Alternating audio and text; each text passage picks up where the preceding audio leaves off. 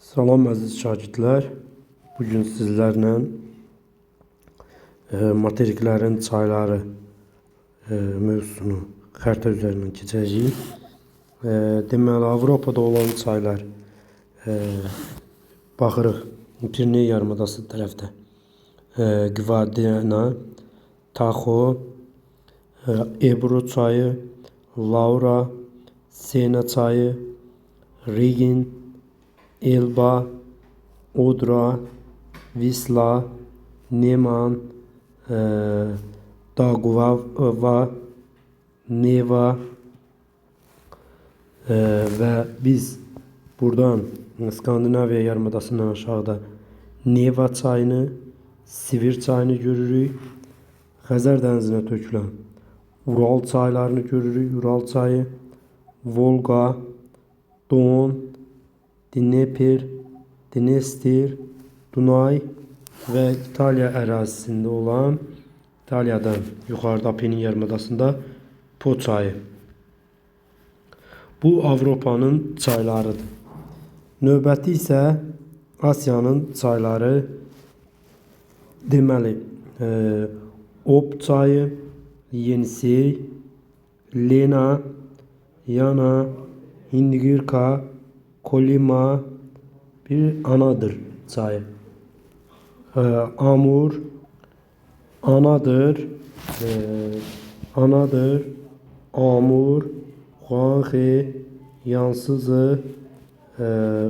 Yansızı, Mekong, Salün, Irrawaddy, Brahmaputra, Ganga, Hind, Aral gölünə tökülən Sırdərya, Amudərya çayları görürük.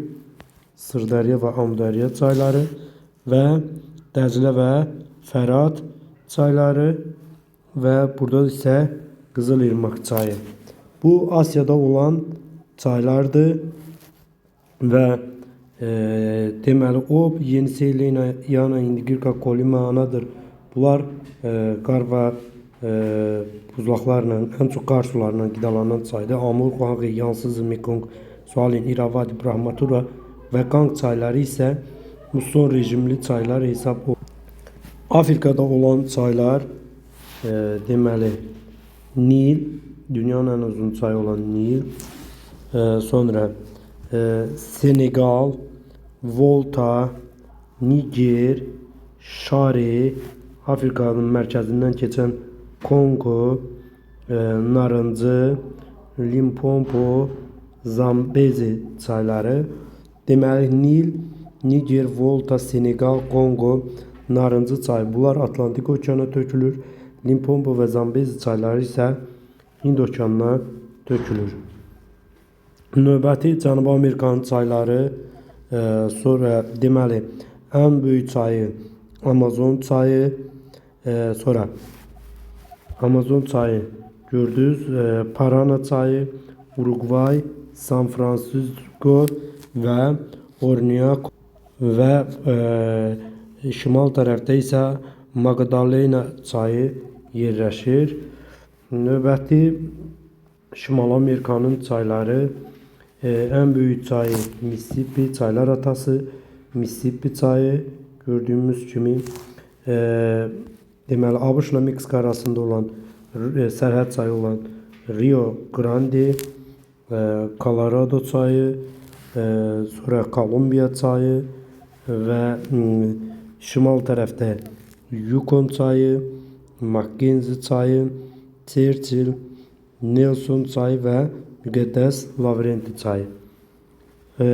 Avustraliyada isə Murray, Darling, gördüyünüz kimi Darling və Murray çayları. Bunlar isə kirik çaylar deyilir.